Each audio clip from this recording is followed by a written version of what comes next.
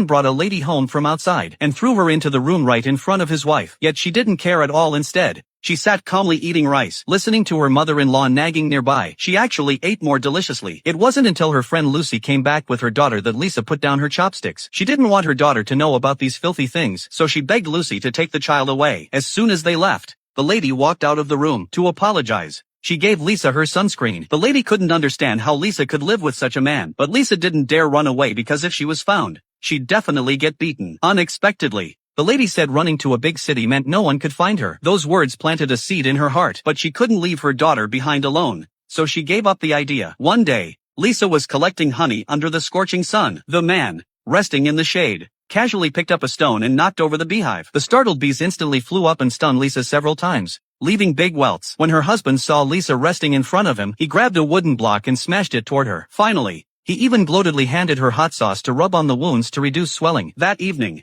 when the family was eating, the brother-in-law greedily looked at Lisa. Her husband had long been used to the scene, so he took their daughter out fishing, leaving the two alone at home. When the husband returned with their daughter, he saw the messy room, then locked the door. Outside, their daughter calmly ate an apple. Already accustomed to her mother being beaten, Lisa lived in such an environment doing the hardest, most tiring work every day, while enduring constant scolding from old women. Lisa envied her friend who had returned from the big city, busy helping her clean the house. Every mealtime, she personally brought food over. Seeing her friend fall asleep, she even thoughtfully brought a pillow. While washing clothes, she stared at the white dress with envy. But one day, after finishing the laundry, Lisa found her daughter's underwear in her husband's long pants. Rushing into the room, she saw her daughter trying to dress herself up. A terrifying thought immediately popped into Lisa's mind. She was about to ask where her daughter got the makeup from when she saw her husband coming from behind. He grabbed all the nail polish and threw it in Lisa's face. Their daughter hugged the man fearfully, and the man put his hand on the daughter too. Lisa walked out dazed. She could endure everything in the past, but she couldn't let her daughter be hurt. She picked up the sickle hanging on the wall, but seeing her daughter's pitiful eyes, she put it down again. That night, she found her friend, saying her husband might have improper thoughts about their child, and wanted her friend to take both her and her daughter away. But her friend completely disbelieved her. With no other choice,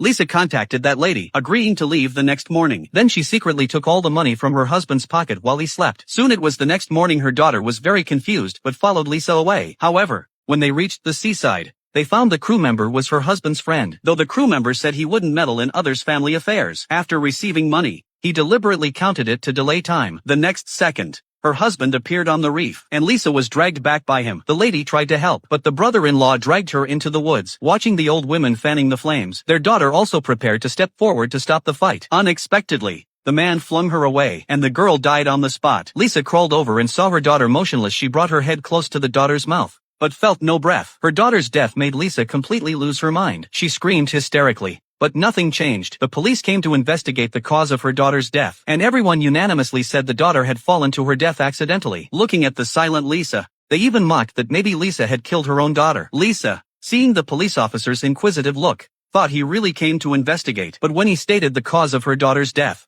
the officer didn't care. Her husband's casual words made the officer change his mind. Lisa was heartbroken and placed her last hope on her friend, but her friend said she wasn't there at the time. Her friend's answer shattered Lisa's hope and made the others even more unscrupulous. Thus, her daughter's death was defined as an accident. They sent a pile of gifts to the police officer, and her husband handed over a thick stack of money. That afternoon, the brother-in-law delivered food to Lucy for Lisa. Because she had just betrayed Lisa, Lucy didn't think much of it. After drinking, she fell into a deep sleep. The brother-in-law, with ill intentions, came to Lucy's room. He tried to lift the woman's arms and legs, and Lucy showed no reaction. The brother-in-law knew his goal was about to be achieved. He had just reached into the woman's skirt when Lisa walked in expressionlessly. Seeing the burning stick in her hand, the brother-in-law finally chose to leave. Lisa squatted in front of her friend. She had envied her since childhood. When they were little, a few boys harassed them, and Lisa bravely stood in front of her friend. But her friend turned and ran away. 4 boys snatched the recorder from Lisa's hand and smashed it hard on her head. When her friend came back, Lisa had fainted, but her friend just watched from afar, letting 4 children bully Lisa. Not long after, her friend went to the big city, while Lisa suffered their bullying for over 20 years. The next day,